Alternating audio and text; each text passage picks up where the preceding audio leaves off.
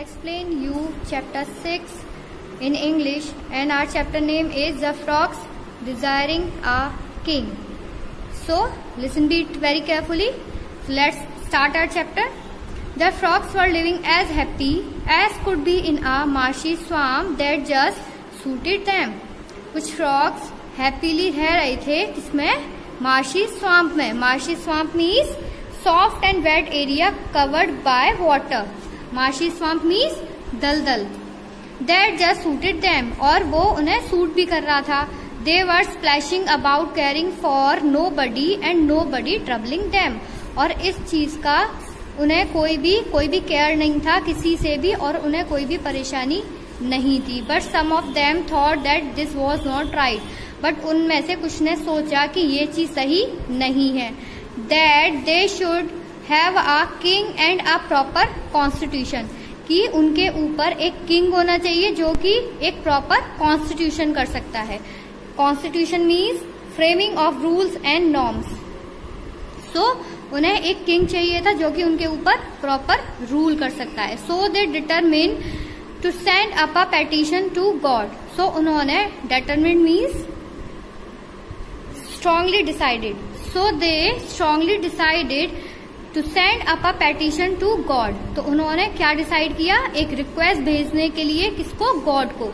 To give them what they wanted. और ताकि उन्हें जो वो चाहते हैं वो उन्हें मिल सकता है. Mighty God they cried. उन्होंने चिल्ला के बोला mighty God. So mighty God they cried. और वो उन्होंने क्या बोला? Mighty God. और वो चिल्लाए. Send unto us a king that will rule over us.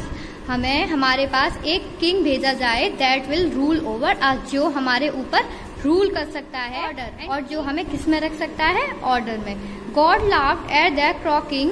Croaking means the loud rough sound.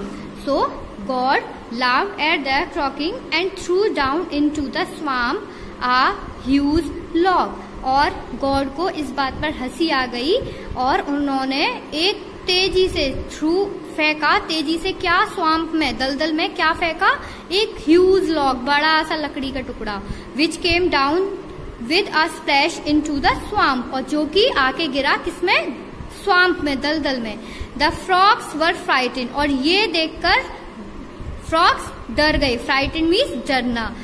Out of their lives by the commotion made in their midst. और वो ये देखकर डर गए, जो उनके बीच में जो लॉग आया था उसे देख के वो उनके बीच में जो लॉग आया था उसे देख के वो डर गए कि अब क्या होगा उनकी लाइफ का. And all rush to the bank to look at the horrible monster. So और वो इधर उधर, बैंक मीन्स किनारा, और वो किनारे की तरफ चले गए इस हॉरिबल मॉन्स्टर को देख के.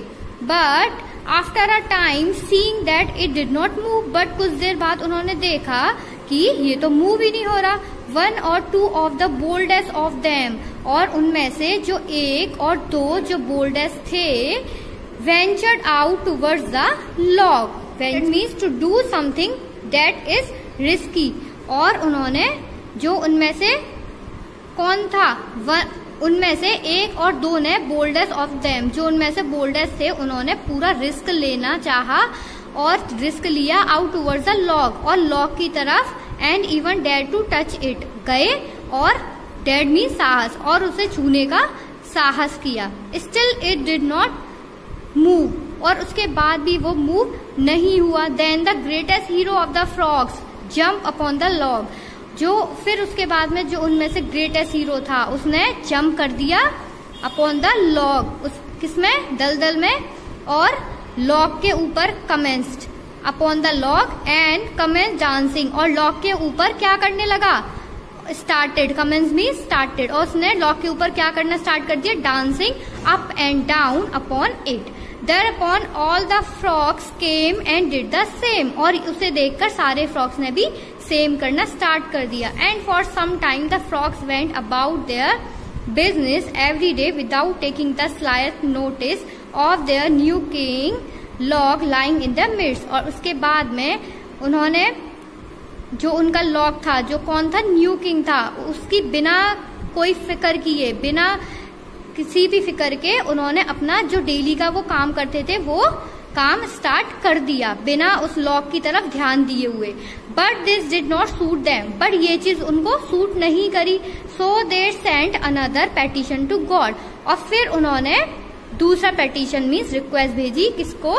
गॉड को। एंड सेड टू हिम, और बोले, उनसे बोले, we want a real king, अब हमें क्या चाहिए? एक real king, one that will really rule over us, एक ऐसा किंग जो हमारे ऊपर रियल में रूल कर सकता है। Now this made God angry, so this all these things made God angry, so he sent among them a big stork, और इस चीज को देख के गॉड को गुस्सा आया, उन्होंने गुस्से में एक बड़ा सा स्टॉक भेज दिया। That soon set to work gobbling, जो कि उनको जल्दी जल्दी तेजी से खा गया।